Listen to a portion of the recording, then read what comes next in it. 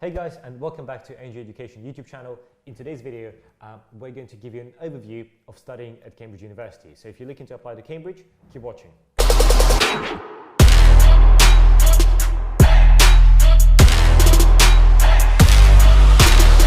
Hey guys, welcome back. I've got a very special guest with us today, Ollie Scott. Hi Ollie. Hiya, how are you doing? Good to see you. Yeah, good to see you again. Good summer? Yeah, not bad, not bad. Good. All right, well, Ollie went to Cambridge University, got a first-class degree in history from Downing College, Cambridge. Not only that, came a third out of more than, almost 200 students studying history, so, knows one or two things about studying there. So, Ollie, can you just walk us through the structure, of studying at Cambridge? So, how many years does the course take? How does the grading work? Sort of one of the key exams, exam months that you should be aware of. So I'll talk primarily about history, but I can link into other subjects along the way. Most courses are 3 years. A lot of the science ones, like natural sciences or chemical engineering will be 4 years. So that fourth year tends to be optional, like you can do a 3-year course. And as we've mentioned elsewhere, typically exams are done either at the end of second year and or at the end of third year. Cambridge degrees are slightly funny, and you tend to get a part 1 and a part 2. But the main sort of affair will be sort of third year there. You then and so in terms of the final mark, the classification, which we're going to come on to in a second, but does that come from your third year only? I mean, technically, you'll have a 2-part thing, so you would get maybe a 2-1 first or a 2-1-2-1. I think what most people would quote would be their third year result. But you could kind of get away with doing another one if you did better, but yeah, I'd tend to go for third year. So, but your second year also counts towards your final? It doesn't count, it's like a separate thing, which again is slightly different. So this is where Cambridge and Oxford are just slightly different, I think. So it won't count towards your third year result, but you'll get a part 1 and a part 2. But yeah, I'd just quote the part 2.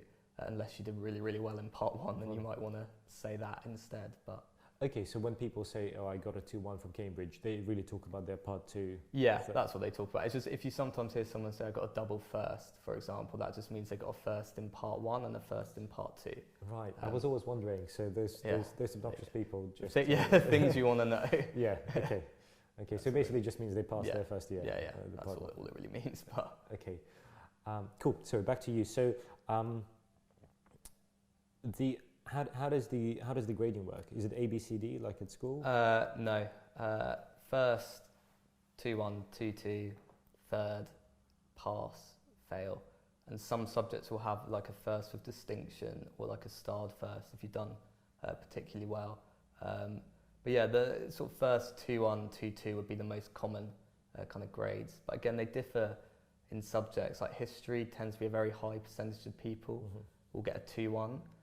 Other subjects that are bell curved, like sciences, there might be a much higher proportion of people getting a 2-2 or a third. So it's just something to be aware of. Again, I wouldn't let that put you off. Yeah. But yeah. And so first is what percentage if you for a first? It's normally about 70 or above. They tend to again calculate these things slightly holistically for your overall grade. But yeah, if you get a 70 or above, so it'll look quite different to A level, where an A star is like 90 and above. But they've all it does just push things down a bit. So, yeah. Okay, and then I guess 2-1 is 60 plus, etc. Yeah, and 2-2 is, and it might be 59 in 1 year, it depends, but yeah, it's about that. Okay, and what are the actual, what makes up your degree? So you have lectures, classes? Yeah, most humanity degrees will be supervisions/tutorials, seminars. So supervisions are 1-on-1, 1-on-2. Seminars, you might have like 3, 4 and upwards in a class, then lectures. I think those are the main 3. I'm trying to remember something else. For sciences, you'll often have practicals. So if you do like medicine, that might be going in or going into a lab, or like vet meds might go look at some cows, I don't know, something like that. But yeah, those tend to be the main kind of 4 from what I remember. Fair enough. And I guess you have a big component of, is independent study, sitting in the library, writing essays. Yes, especially for humanities. yeah, you'll have a large component of that will be you preparing and then writing that essay and then talking it through, or preparing what you're going to talk about in the seminar. Yeah. And for scientists, that would be, or medics, that can be a problem sheet, again, similar sort of time scale that it takes, and you then defend your answers and go through them with a supervisor or tutor. Told where you went wrong, basically. Yeah, basically everywhere. In just all red ink in my case. Cool. Ollie, that's great. Any other maybe sort of just a final tip on how to make the most of your time at Cambridge? Yeah, time management, if you can do that, would be good. But I mean, I wouldn't sacrifice social things. Like, I wouldn't sacrifice sports. You'll be able to make it work. Like, there's no reason why you can't go out a few times a week, play sports, and then also do well in your degree. So I wouldn't like go all in on one thing or all in on something else. If you can get a bit of a balance, that would be the way to go, I reckon. That's healthy. Yeah. Great.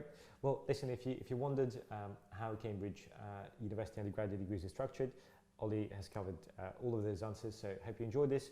If you're looking to apply to Cambridge or another top university, do check out my newsletter on CV building activities and university admission tips.